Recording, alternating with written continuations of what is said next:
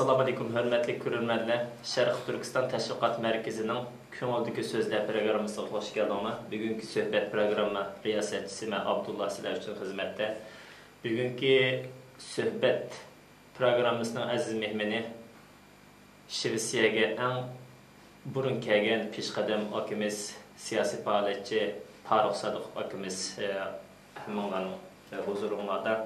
Farruq Sadiq akasiz Şivisiyaga 1990 yılı muhacir bo'lib tunji ketgansiz va bu yerda tunji qilib Sharq Turkistonliklarni safarbar qilib Xitoy elchixonasining oldida marsh to'lab namoyish o'tkazayotgansiz. Sharq Turkiston Madaniyat Markazi nomida tashkilot qurib, bu yerga Sharq Turkistonning ayutuzi ko'k bayrog'ini esib, şu zamandaki Uyghur yaşlarını, vatandaşlarını bir yerga cem qilib, Xitoyga qarshi bir faoliyat olib beribdikansiz. Farruq aka, siz o'zingizni qisqacha bir tunishtirib o'tgan bo'lsangiz ko'rganlarimizga. Assalomu alaykum. Men Farruq Sadiq, o'zim asli 1942-yilda G'uljishar tug'ilgan.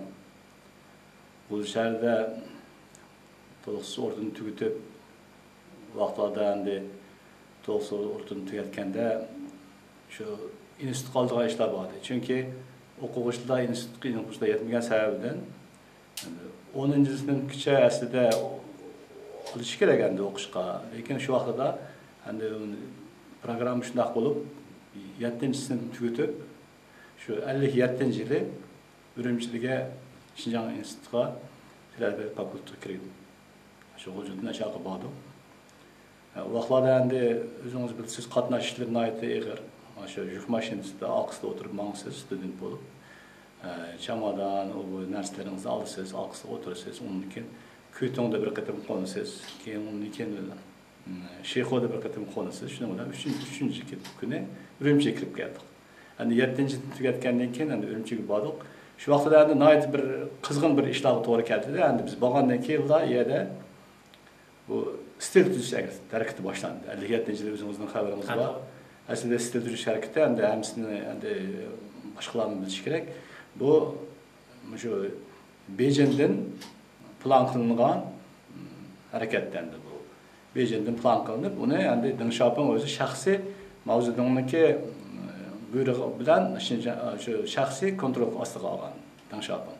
Endi u vaqtda bizda nimda endi dalziballar yozildi, gezitlarda har qandaq endi bizga datdi hammanglar ko'nglingdagi qandaq gaplaringlar bor, nima fikringlar bor, sizlar studentsizlar, hammanglar danglar deb Echilib yayrash degan harakat shumi? Ha, shu echilib endi yayrash. Shu harakatga biz qatnashib qoldik. Lekin men endi 7-sinfda kelgan endi u yerga Urumchiga kelganda biz yangi keldik. Lekin shunchalik qiziqish endi biz studentlarda endi 7-sinf bo'lsak ham nihoyat qiziqish boshlanib, o'ynash chiroyli bir imkoniyatga bu. Diginimizni o'zgartirib qo'ydikda. Shu nihoyat hech kim ham bilmagan endi u ko'pchilik meningcha shu vaqtda his qilmagan endi. Bundan oxirida nihoyat bir dahshatli bir ishga aylanishni meningcha cho'nglar his qilmadi deb o'ylayman. Chunki u vaqtda bizniki institutga keladi Osman Ziya degan partkomning odami, uni men hamsi bilish kerak. Osman Ziya shu papkasini ko'tarib keladi. Endi shu ashlik kelib, shu unda qarab nazar sepib ketadi-da. Endi bularning hammasi plan qilingan ishlarga keyin biz ideya tekshirish. Shundan biz studentlar sayrab ketdik.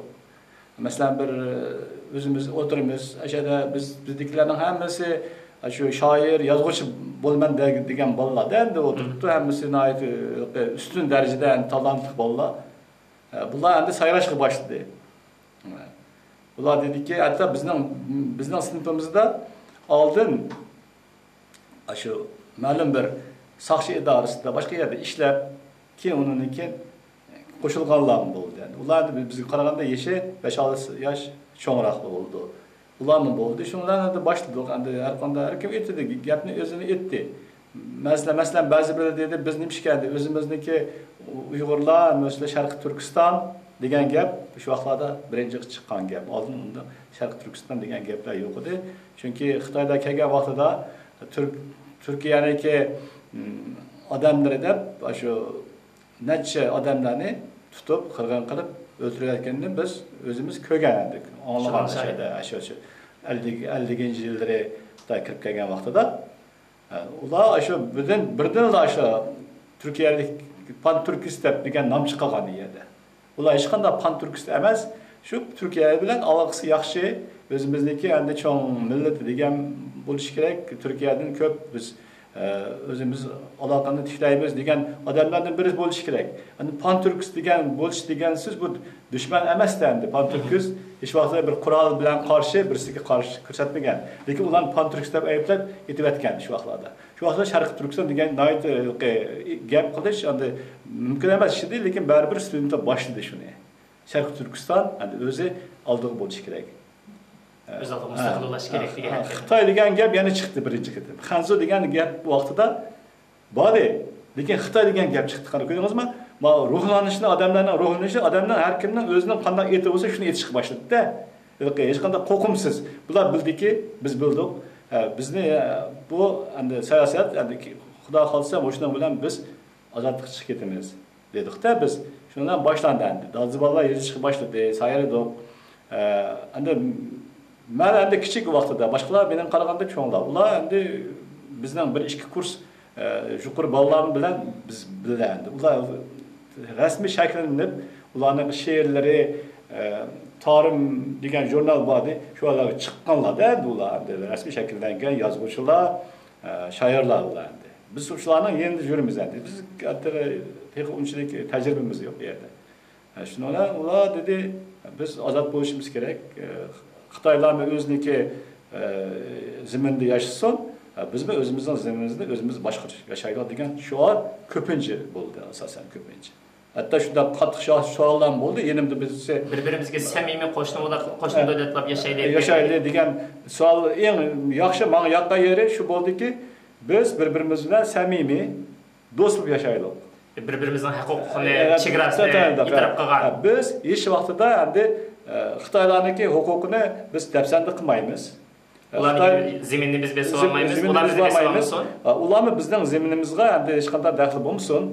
Biz erkin yashaylik. Ularni o'ziniki ishini qilaversin. Endi siz shu o'quvchilar harakati boshlangan vaqtda bu ichilib yayranglar, ko'ngildikini danglar degan shularni o'rta qo'ygan vaqtda sizlar o'quvchilarga chavacha holatda nima qilganmi yoki o'quvchilarning bir vakillari, o'quvchilar uyushmasi degandek bir intizomli tashkiliy holatda bir narsa qurilganmi shu vaqtda? U yerda bunda rasmiy masalan biz masalan auditoriya deymiz, yani sinfni institutda o'qiganlar institutda auditoriya deydi. O'tiramiz o'shada 20 ta kishi biz bir sinfda. Ashlarning hammasiga biz kirib o'quvchi deydi, qanday fikringlar bor, zamonning fikrini aytinglar deydi. Keyin biz o'zimizning fikrimizni aytamiz o'shada. Biz maktabdaymiz, uni shakllantirib, uniki cho'ng bir klub bor, Shinjang institutiniki shu cho'ng klubiga o'shada yig'ildi. Ashada uniki biz endi biz shu shakllangan fikrlar ashada endi minbardan aytildi endi. Masalan, o'quvchilarning fikri bor namoyandalari chiqib, har bir o'ziniki aktivlari chiqib, fikr qildi. Bizning fikrimiz bunday deb uniki dadziballar gazetlar yozildi, tamga yozildi. Masalan, bir kunki gazet aytishga yo'q, ya'ni boshqa gazetlar va ashada hamma o'zining fikrini yozib, choplashga huquqi bor edi bularniki. Shuning bilan bir oydan ko'proq vaqt, endi 2 oycha vaqt o'tdi desak bo'ladi. Demak, buni qisqartib aytgan vaqtda o'quvchilarningki asli ideyasini qizish, ideyasida ko'nglida nima borligini qizib chiqib, o'ziga qarshi harakatlarni bir-birlab yo'qotishga suiqasd planlangan bir harakat desak bo'lamdi shu vaqtdagi harakatlar. Bu planlar u keyin bilsak so'zsiz shundaqki u. Chunki ularniki masalan shu vaqtdagi Kommunist partiyaniki asosan ideyasi bular endi Sharq Turkistonni o'z vaqtida men bilaman 49-yildan keyin Sharq Turkistonga askar avatgan bular. Ashada undan oldin endi Sharq Turkiston bilan endi undan oldingi немесini aytsak, Şinşisayning hukumatida, Şinşisayning hukumati ag'darilgandan keyin yana shu Gomendan hukumatining o'zining vakili yerda Urumchida o'tirgan shu hukumatniki. U yerda undaqki avtonomiya yoki boshqa degan narsa yo'q endi. Faqat Şinjan deb atilgan zaminda endi bu. Shu vaqtlarda endi ularda shu keyingi vaqtlarda 50 shu 48-49 yillari aslida shu nimadan Yangandan mavzudan o'qisi kelgan Sharq Turkistonga kelib bundaq shu vaqtlarda o'zi yurakka qo'l silib qolgan. Shu Uyg'urlarni o'ziga tortish uchun, o'zining siyosatiga tortish uchun shular kurash qilgan. Gomendan bu yoqda ularni kurash qildi. Gonsandama o'zi kelib shu vaqtlarda shu yangadan kelgan. Uni shu biz kichik endi, lekin baribir anglagan shu gaplarni. Mashtab mavzudan degan bir cho'ng baka shu Komünist partiyaning boshlig'iga shuni o'qisi kelibdi.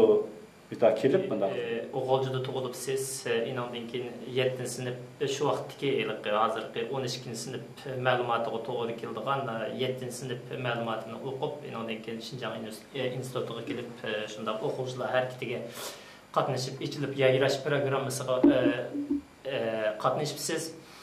Inondan sizningki bu tarixingizga qaytsak hozir bu Sharq Turkistondan Shvetsiyaga 1990-yili muhojir bo'lib tunji ketgansiz va bu yerda tunji qilib Sharq Turkistonliklarni safarbar qilib Xitoy elchixonasining oldida marsh to'lab namoyish o'tkazibdikansiz.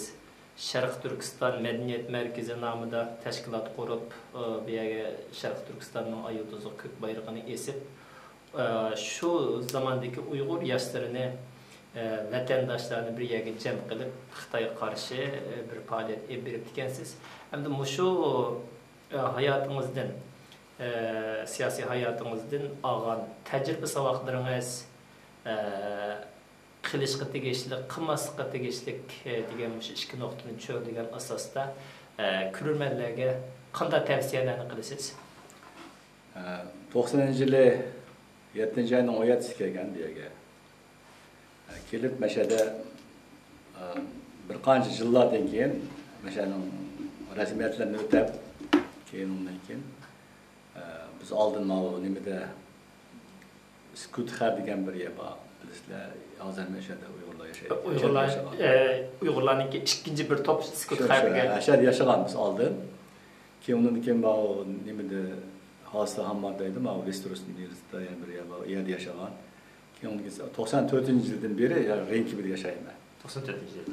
Reykjavikga ko'chib keldik. Ashada biz kelgan vaqtimizda Reykjavik hozir Reykjavik endi albatta o'zgarib ketgan. U vaqtlarda endi yana boshqacharoqda yerda biz kelgan vaqtimizda ko'pincha yerda 54 millat bor ekan. 54 millat. Keyin biz bunday qilsak biz 55-millat bo'lib keldik.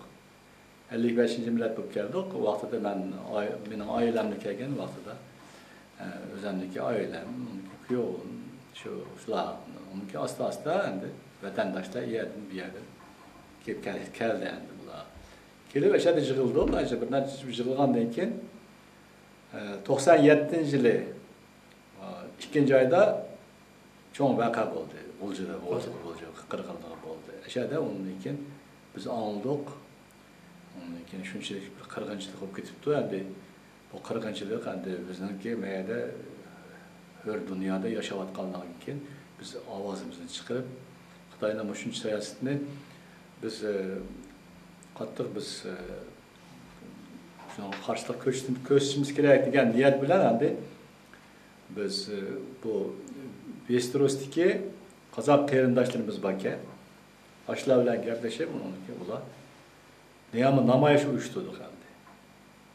Shu 2-oyning 7-simi, shunday bo'lishi kerak, yo 8-simi, shundan keyin bo'lgan gap. Namoyish uyushtirdik. Ashada endi biz ular bir avtobus bilan endi keldi, Westerosdan qozoq yo'ldoshlari, uniki mayadiki turk yo'ldoshlari, uniki atrofdagi o'zimizniki uncha-muncha tanishlari, ashlar qilib biray yuzdak odam bo'lib, Xitoy elchixon biray yuzdak odam bo'lib shu ko'k bayroqlar endi vaqtlarda bizda yo'q, o'zimiz tepib uni ashuni ko'tarib, o'sha elchixonasida açıqanda namoyish o'tkazdik.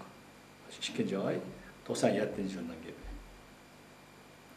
Keyin endi u yerda endi qanchalik odam bor deysiz. Bu yerda ko'p odam yo'q. Keyin asta-asta bu yerdan kelgandan keyin 5-oyda shu 97-5-oyning 7-kuni Sharq Turkiston jamiyatini qursak bo'ldi-ku deb, shu Sharq Turkiston jamiyatini qurgan. Bu 97-yili 5-oyning 7-kuni. Naşnonga qozoq yo'ldoshlarım qatnashdi. Ular shu rahbariyatdan ular bordi. Shunda o jamiyatni qurib biz ko'p faoliyatlar o'tkazdik. Bu yerda namoyishlarni o'tkazdik. Doim shu odatdagi mana hozir isloh qilayotgan namoyishlar masalan 10-oyda qilamiz namoyishni. 10-oyning 1-ida o'tkazamiz, 2-oyning 7-sida o'tkazamiz. Mana shu o'shatdagi ma'lum cho'ng-cho'ng voqealar bo'layotgan vaqtda namoyishlarni o'tkazdik. Bundan tashqari Tibet komiteti bor bu yerda. Yoshlar bilan hamkorlashib, yoshlar bilan masalan shu cho'ng-cho'ng ko'chalarda turib, ashada uning Sergey story deydi. Ashada turib, bayroq ko'tarib, o'zimizning lozunglarimizni, ashada plakatlarimizni olib chiqib, ashada mikrofonlar orqali ashada sarkiston davosini yetkazdik ana ashada. U yerda doim qizg'in o'tadi bu namoyishlar. Tibet komiteti qatnashadi, ularni kelib o'zining nimalarni aytadi, o'zining bizga bo'lgan ham nimalarni aloqasini, do'stliklarini nima qiladi deydi, bayon qiladi. Shunlar bu namoyishlar cho'ng bo'lib nima qilgandan keyin asta-asta undan keyin qarasak endi bu yoqdan endi ko'chmanlar kelyapti endi. Asosan endi u vaqtida Qozog'istondan kelishga boshladi.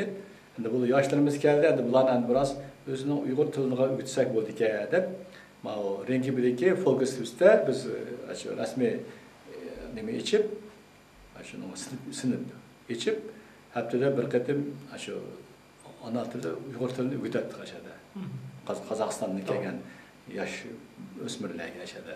Aşağıda programımız vardı yani. Aşağı başlagan. Şundan onun taşkıra özümüzden Novruzlarını ötküzettik.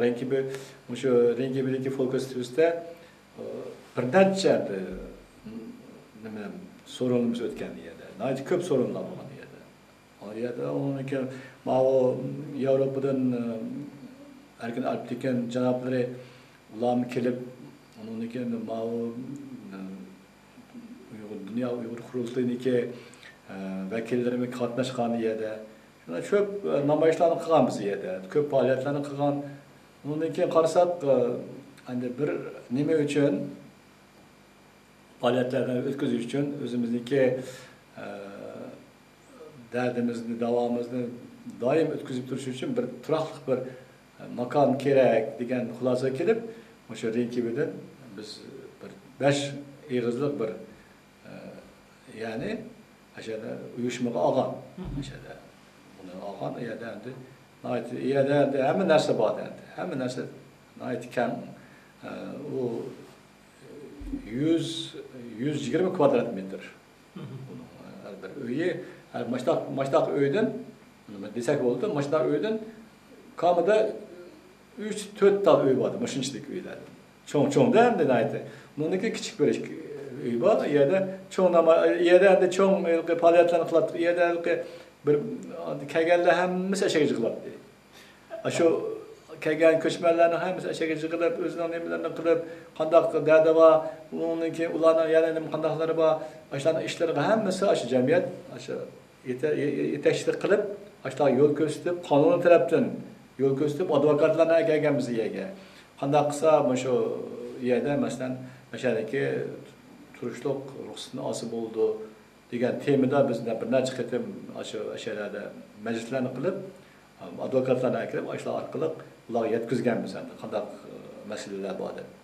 Bundan tashqari o'zimizniki shu milliy endi usullarini boshqalarga san'atini tanishtirish uchun endi shu Uyg'ur qizlari degan bir ansambl qurgan edi. Yosh qizlarni vaqtida 14-15 yoshli qizlar endi. Hozir ular turmush chiqib, hozir bola bo'lib ketdi hozir. Ashlar qatnashib bir 6-7 qiz qatnashib ashada ansambl qurgan biz. Usul ansambli. Uyg'ur usul ansambli. Uniki bu oldin Rengibi'da har yil bir qatim 5-oylarda festival bo'lib turadi. Rengibi festival degan. Endi sizlar uning ulgurayotgan nomi yo'q, hozir yo'qolib ketdi bu festival. Bultur bizimki Uygurlardan Geni akamla katnaştı. Orta mektepte okuyatqanda balaylık cemiyet namını demez bizimki şahsi okuğucu süpütü bilen biraz kalan buldu yani. Yani aşağıda festival ötküzətdi. O festival her bir milletler özündeki sanatını sahne kılınattığı yerde çıkıp nim kılattı. Az önce keyinki vaxtlarda o festival ötküzülmesi gerek dep oylayman. Çünkü ularda her yıl bir kıtım oluyor. Şu festivallarga katnaşkanbız. Sanatlarımızı aşağı körsatken, özümüzde müzikimizni körsatken, onun için nimaga shaharning o nima Vasastan deydi, o nimada Vasa Park deydi. Aş taraflarga berip biz aşağıda çoğun festivallarda katnaşkan, aşu bir tarafta bölüp bir yerden elip, joy elip, aşağıda özümüzdeki plakatlarını şarkı tutuşkan qayada onun özünün broşürü biz nima chiqqan, broşürü de taqatqanmiz. O broşürde yozilgan şarkı tutuşkanning geografiya orada qayada bu qandaq məsələləri var hər tərəfdən. Qandaq yadiki xalqның ahvalı qandaq buların hamısını endi şu Şved şu cəmiyyət nimlige ahalisiga taqatqanmiz.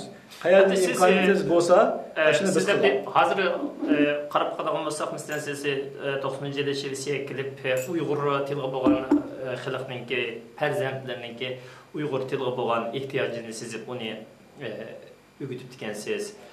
İnandan keyin Uyghur medeniyetini tanıştırıp usulü ümiki teşkil etdikensiz. İnandan keyin Uyghur tilini teşvik qilish faaliyeti, Uyghur medeniyetini teşvik qilish faaliyeti, Şərq Türkistanның umumiy vaziyetidan, siyasi vaziyetidan ma'lumot berish festivallarga qatnashibsiz. İnandan keyin namoyish qilgan nimalarimiz, masalan, Dünya Uyghur Qurultayiningki jurnallarda suratlar bilan bor.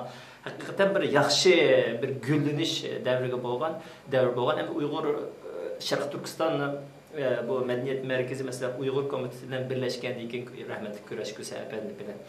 O vakitte mesela ben Şvetsiyaga yeni kelgan vaktim bu iki cemiyet birleşip hakikaten bir yaxşı hizmetler yükselgen bu iki cemiyet birleşip. Ama Küreş Köse efendimninki vefat edin keyin inanın ki siz ailevi işleriniz, yaşınızın çoğu sebeplik reislikten düşüp, pəxir reis bulup, nimini, mesuliyet işlerini ötküzep beğendik ki, hem de bir yerde Uyghur Mağrib uyuşması kurulgan oldu, Uyghur komitesi özününki faaliyetini canlandırgan oldu. Hem de bu iki cemiyetke, hem de siz bir lilla nime kılsınız. Yani siz başlagan şu işlerini bu iki cemiyet terakki kıldırıp hep gidip barıvatamdı ya ki bir kemçilikle bağımı yok mu? Yani bir yerde yetsek manda boldu da bir yerde hazır Şvetsiyadaki Uygurlarniki mesela şu cemiyet işleri yaman desi bulmaydı onu. Hazır hiç kançılık mesela bir yerde ama onunla adamların özündeki işleş meselesi var da. Mesela bu şunçilik bir narsa ki mesela hazır iki cemiyet oldu. İki cemiyet olganda ben aldım oylaganman, cemiyetle köp bolsa unchalik yaxshi bo'lmasmi ki, bir cemiyet bo'lgani yaxshimi ki degan fikr bor endi. Keyin qarasam endi herhalde iki cemiyet bo'lgani yomon bo'lmaydi ekan. Chunki har kim u o'zining oldiga ishlaydi, bu o'zining oldiga, lekin bu iki cemiyetning o'rtasida raqobat paydo bo'ladi biroz. Shunda ozgina bo'lsa-ma, shunda bir nimlar raqobat desam bo'lmaydi, endi bir farqi bo'ldi endi bu yerda. Endi şu iki cemiyetin gap şunundaki iki cemiyet birbirinden qanchalik hamkorlikni durust qila olsa, hamkorlik yaxshi bo'lsa, shu vaqtda ish olg'a bosadi ekan. Agar iki cemiyet birbirinden aloqasi yaxshi bo'lmasa, vaqtida bir cemiyetniki shu yoki boshqa cemiyet bilan ikkisining nimasi unda bilinib qolgan gap. Masalan, qaysi cemiyet qanday ip ketyapti, masalan, shu mundaqlab hammasiga ayon bo'lib qolgan gapda, buni yo'shirib bo'lmaydi, buni hammasi ko'rib turgan gapda, buni nima qilsa soddilik bo'lib qoldi. Shunaqa hozir bizniki endi deganimiz shuki, hozirgi sharoitda masalan bu sizlar keldinglar, Uyg'ur Ma'rib uyushmasini boshladinglar sizlar. Shoirlik ishlar, noyat shoirlik ishlar. Endi oyoqda endi Küreş Kösen efendi öz vaxtida qurgan Uyghur komiteti. endi Köreş Kösen rahmetli özüne ait çoğun bir insan endi halk farzandi Köreş Kösenni çoğun hürmet bilen tilga alsak boldu. Çünkü Köreş Kösendek endi ilg'or o'sha o'zining xalqi uchun o'sha jinni qurbon qilgan odam desakmi xatolashmaymiz. Chunki nihoyatda roli cho'ng bo'lgan. Shu endi bu ikki hozir endi hozir o'z vaqtida Köreş Kösen apandi biz bilan hamkorlik qilamiz deb bir qancha vaqtdan keyin biz kelishib Köreş Kösen apandi bilan bo'pti endi Sharq Turkiston jamiyati bilan endi Shvetsiya komiteti birlashtirib biz birla shu jamiyatga aylantiradi deb kelishib shu bir jamiyat qurdik endi. Bir jamiyatga aylantirdik buni. Ana shu Mavi Ringvediki parkda bo'ldi. Bu ish gaplashib o'tirdik ashada. Shoylik bir jamiyatga aylantirib ashada anikin bu Köreş Kösen apandim o'zi men endi boshqa ishlarga o'tmay yozuvchilar masalasi bo'yicha shug'ullanaman. Yozuvchilar uyushmasi bilan ishni qalamkashlar uyushmasi bor jamiyatda. Shuni bilan uyushmada rahbarlikni menga topshirgan endi. Keyin undan keyin buni yoshlarga berdik. O'zingiz aytdingiz endi biz menda yoshlar endi kelsa endi cho'ngroq bir ko'proq endi faoliyat qiladi deb ishongan holda endi yoshlarga topshirdik endi. Yoshlar endi qo'lda ularni endi voy bular o'zining nimasidan chiqamidi debmi bo'lmaydi. Ularni qo'ldan kelgach harakat qildi, lekin qandaqdir susluq bor bu yerda. Susluq bor. Qandaqdir bir sabab bor. Endi uning sababi endi har turli bo'lishi mumkin. Birinchidan endi bu shu jamiyat bir uyushqoq tariqasida vujudga kelamadi-da. Masalan, bu masalan bir uyushqoq endi jamiyat masalan sizlarga qaraganda bu Shvetsiya shu Uyg'ur komitetiga masalan ikki jamiyat masalan asli masalan sizlar nihoyat uyushqoq endi sizlar namoyish qilasizlar, hamma faoliyatlarda borsizlar. Endi bularni qatnashadi shu jamiyatda. Bularni qilyapti shu ishni. Lekin bundan qaragan vaqtida endi sal susluq bor bu. Meni Uyg'ur komiteti bo'lsin, meni Shvetsiya Uyg'ur ma'rif uyushmasi bo'lsin, bu ikki jamiyatda ishlayotgan aktiv faoliyatchilar his qilibmiz. Endi masalan Uyg'ur xalqi tunji bir ko'chman bo'lib kelgan vaqtida masalan namoyish deymiz yoki til o'rganish deymiz yoki qanday bir faoliyat bo'lsa tashkilotlarniki atrofiga zich uyushidi. Inondan keyin o'sha nopsi chiqqandan keyin pasport olgandan keyin vatanga berish orasi tug'iladi. Inondan keyin bu asta-asta bu nimadan tashkilotning atrofidan yiroqlashqa mangadi. Bu masalani sizningcha qanday hal qila olamiz? Har kim o'zining tug'ilgan vatanini berib ko'rishga orzu qildi. Uni to'g'ri tushunish kerak uni. Endi biz endi har kim masalan shu nimaga borsa, Sharq Turkistonga berib kelsa, ular masalan ularning oqisida masalan odamlar bor deb qarasa u xato qilgan bo'lamiz. Ular undaq gapni biz qayirib qo'yishimiz kerak. Agar ular borsa, vatanga borsa berib kelaversin. Lekin ular uchun biz bir qora chaplamasligimiz kerak. O'sha kapto, o'sha uningga bizning uning vazifamiz unda bo'lmasligi kerak. Bizning vazifamiz vatanga borgandan keyin odamlarning siyosiy faoliyatga uyushish aktivchiligi biroz so'g'ib ketib beryapti. Masalan, vatanga borgandan keyin anjantangdagilar agar so'roq qilgan masalan, bu faoliyatga qatnashdingmi yoki bayroq ko'tardingmi deb. Lekin bular shu savolga men qatnashmagandim deb o'zini aqlash uchun endi tunji kelgan vaqtida men faoliyatga qatnashgan, bayroq ko'targan shungiz vatanda yashayolmayman deb rasmga tushishga majbur bo'lsa, pasport olib bo'lgandan keyin endi bu tashkilotlar bilan mening aloqam yo'q degandek bir aloqa uzishga majbur bo'ldik. Endi buni biz ba'zi ko'p oilalar bilan yang ichida to'g'ri tushungan bo'ldi, to'g'ri tushunishib vatanga berishni biz tashabbus qildik. Uyg'ur komiteti tashabbus qildi masalan. Lekin endi umumiy qarab boqadigan bo'lsak, masalan siz namoyish qilgan vaqtda shu 90-yili Uyg'urlarning soni 200 ga yetmaydigan vaqtda 100 nafar odamni tashkillab Xitoy elchixonasining oldiga olib borib ekansiz namoyish bo'ldi. Masalan 5-yil vaqtida 450-500 ga yaqin odam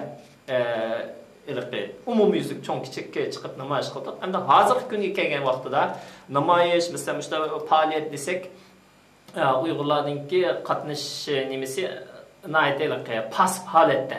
Hem de muşunu qo'zg'ash uchun mayli O'rta Asiyodan kelgan Uyg'urlar bo'lsin, mayli vatandan kelgan Uyg'urlar bo'lsin. Muşlarninki mushu asli qalbidagi siyosiy o'tni qayta kuchlantirish uchun Xitoyning besimidan shakllangan qo'rquvni yo'qotish uchun qanday xizmatlarni ishlashimiz kerak? Bu masalan nayt murakkab masala bo'lib qoldi hozir. Chunki hozir ko'ryapsizlar, masalan namoyish desa, nayt az odam chiqyapti. U biz o'ylabdik, necha yuz odam chiqishi mumkin edi, aslida chiqish kerakdi aslida. Buni endi biz bundoq bir kunda bo'lgan ish emas, bu Xitoyniki shu natijadan beri ib borgan siyosatniki natija desak bo'ldi buni. Bundoqlar tasodifiy ish emas bu. Masalan Qozog'istondan kelganlar, masalan Qozog'istonda o'zingizlar bilasizlar, Qozog'istonda endi Uyg'urlar mana uyushqoq ahvolda, lekin ularning faoliyati nihoyat sust. Masalan Xitoyga qarshi bundoq endi uncha bundoq shior ko'tarib etolmaydi yerda. Endi uni Aşularını kögeldi, bir yer kildi. Bir yerdeme şu gaplarni nima qilib, shu bularda qadaqlar biz o'zimizniki shu Uyg'urlardan majda qotimiz borki, birdan bo'lib qolsa, "Ey bolam, sen maya kelganda Alloh nima qilib qilaversin" degan gaplarimiz bor. Sen maya tutqin, Alloh qilaversin. Ota-onalarning gaplari bor işte. Men uni ko'pni anglagan. Biz vaqtida hech vaqtida men masalan bolalarimni "Voy sen maya kelgin, maya tutdug'in, sen yoq chiqma" degan emas. Birinchi qatim namoyishlarda, necha namoyishlarda, hatto o'sha o'tkazgan butun faoliyatlarning hammasida men bolalarim qatnashgan. Ularga men deb turman. Mana qilinglar, mana qilinglar. Hammasi qildi. Yani shularga endi bu mana endi har bir oila o'zining ota-onalari bolalariga shuni deb turish kerak. O'gitish kerak. Chunki bu masalan bir namoyish chiqib buni qilish u qiyin ish emas u. Lekin namoyish chiqmasdan turib biz dardimizni bularga tunishtirolmaymiz biz. Biz masalan o'zimiz qarshilik ko'rsatmasdan turib, agar bizga endi boshqa tarafdan qarshilik ko'rsatishga imkoniyat yo'q bizda. Shvetsiyada yashayotgan umumiy tashkilotlarga, umumiy Uyg'ur xalqiga, yosh bo'lsin, qari bo'lsin, hamda shu o'zini Uyg'ur deb sanagan har bir shaxsga umumyuzlik bu yerda Shvetsiyada bir shu Uyg'urlar mashada biz cho'ng bir endi jamiyat hosil qildik mashada. Uyg'urlarniki masalan kam deganda bir necha ming odam mashaga o'rinlashdi. Ularning bolchaqlari va ularning yashaydigan uylari bor, hamma narsasi bor. Ular mashaniki nimalar mashaga kelib o'rinlashdi. Endi Uyg'urlarning ahvoli Qozog'istonda yaxshi emas, Qirg'izistonda yaxshi emas har sharoitda, vatanda uningmi battar endi. Ko'chmanlar kutiladi. Ular keladi yana, ko'p yig'ilishi mumkin bu yerda, yana ko'p odamlar kelib qo'shilishi mumkin. Lekin shuningga endi bularga meniki aytadigan gapim shuki, sizlar kapsizlar birinchi endi bizniki endi beshimizdan ko'p fojiali ishlar o'tdi endi. Endi shuning qaramasdan Shvetsiya kichik mamlakat bo'lishi qaramasdan. Bizni endi boshqa millatlarga o'xshashla kutib oldi bu yerda. Hech qanday boshqa millatlarga qaraganda bizning hech qanday huquqimiz bu yerda kam emas bu yerda. To'liq huquq. Endi bularga aytadigan mening gapim mashaga kelish kerak, bular shved tilini yaxshi o'rganishi kerak. Shvedning qonunlariga xiloflik qilmasdan turib, qonunlari bo'yicha tez orada tilni o'rganib, cho'ng o'qishlarni o'qib yoki o'qimasimi, bu albatta mashani ishlarni bir adam kelgandan keyin mana Shvetsiyaning ishlariga o'rnashib, Shvetsiyaga ijobiy yerlashish kerak. Bu shved tilida bu etablering deydi. Mashaniki ishiga mashaning o'rnashish degan bu adam. İglik tiklash. Bular o'ylamasdan turklar masalan Germaniyaga kelgan vaqtida o'ylabdiki, biz aytib ketamiz, o'gin ketamiz debdik. Mana 50 yil bo'ldi, hech kim ketgani yo'q bu yerdan. Necha million turklar bor masalan Germaniyada. Aşağıdan o'rgansak bo'ldi biz. Aşlarının nimasi bizga o'xshab ketadi. Bunday qilsa. Birinchi kelgan vaqtida g'urbatchilik, masalan hech narsa yo'q. Endi asta-asta o'zimizga atrofga keldi, mechitlar paydo bo'ldi. Nim qildi 20 million, 4 million turk Germaniyada bor. Ularni bizga o'xshash o'z vaqtida kelganlar endi. Aşlarni bizni o'ylashimiz kerak. Biz endi o'zimizdan vatanimizga ketamdik, ketmamdik, u Xudoning ishi. Xudo buyursa endi biz ketmasakmi, bizning bolalarimiz bosima endi oshumi uni qilish kerak uni. Lekin shuni biz bilishimiz kerakki, bizning vatanimiz hozir masha bo'lib qoldi endi. Mushuni faqat mashani o'ylab ish qilishimiz kerak. U yoqqa borgan bilan bizni hozir tura olmaymiz, yerdan bir faoliyat o'tkazolmaymiz. Uni unutish kerak u yoqni. Ben onu deginim endi o'zimlarni vatanlarni unutinglar deginim yo'q. Lekin biz fakt bo'lsa, masalan, hozir sharoitda mashasini vatanimiz. O'lmaydigandek dunyo tap, at yuldigandek ibodat qildiganga o'xshash. Endi biz mush Shvetsiyada mangu yashaydigandek yerlashishimiz, at vatanni ozod qilib ketadiganligidek vatanni unutib qolmasligimiz kerak degan shu tasavvurni o'zimizga tatbiq qilsak bo'lamdi. Albatta, bu yerda oz bo'lgani uchun bu yerdagi shu qo'shilib ketish xavfi bor. 10 yildan keyinmi, 20 yildan keyinmi? Mushu qo'rqini gapimiz bo'lyapti. Endi mushu qo'rqini yo'q qilish uchun. Masalan, siz o'z vaqtida Sharq Turkiston madaniyat markazini ochgan vaqtingizda birinchi turkumdagi O'rta Osiyodan kelgan qarindoshlar Uyg'ur tilini rasmiy sinf ichib o'rganib ekan. Ammo 4-5 yil bo'ldi bu Uyg'ur tili o'rganish oilalarga markazlashgan bo'lsa, undaq bir yillik maktab sinf shakllantirib unda bo'lmaydi. Ammo endi bu Uyg'ur ma'rif uyushmasi, masalan, Uyg'ur tili o'rgatyotdi, Qur'on darsi o'rgatyotdi, lekin mushu vatandan kelgan Uyg'urlar, O'rta Osiyodan kelgan Uyg'urlar deydigan bir yillik til bilan ta'sirli bo'lmaydigan bir ma'naviy parda bor bu yerda. Mesela siz, ben bilen sizin ağırlığınız yok, siz ben yaxşı düşünüme, siz beni yaxşı düşünürsünüz, biz yaxşı paranlaşalayımız. Ama umum yüzlük O'rta Osiyodan kelgan ikkinchi avlod musafir bo'lib kelgan Uyg'urlar bilan vatandan kelgan Uyg'urlar bir fikr birlikka bo'lmaslikdan vatandan kelganlarni qaqshaydi, O'rta Osiyodan kelganlarni qaqshaydi. Lekin mushuni bir amaliy maydonga o'tib, mush pardani yirtib tashlab, Uyg'ur tilini birlikte o'rgatadigan, dinini birlikte o'rganadigan, siyosiy faoliyatni birlikte qiladigan bir xil muhit shakllanmayapti. Mushu ikki muhitda yashagan, O'rta Osiyo muhitida yashagan vatandan bevosita kelgan Uyg'urlarni bir araga jam qiladigan qanday bir faoliyatlarni tavsiya qilasiz masalan? Endi u mushumu nihoyatda diqqatga sazovor bir masala bo'lib qoldi hozirgi sharoitda, chunki uni mundaq tushunsa bo'ldiki, chunki boshqa millatlarga qarasam xuddi shundoq. Chunki ular masalan Iroqdan kelganlarni hisoblasak masalanda, Iroqning qaysi shahridan keldi, uni qarab, o'shada ular moslashadi ekan ular.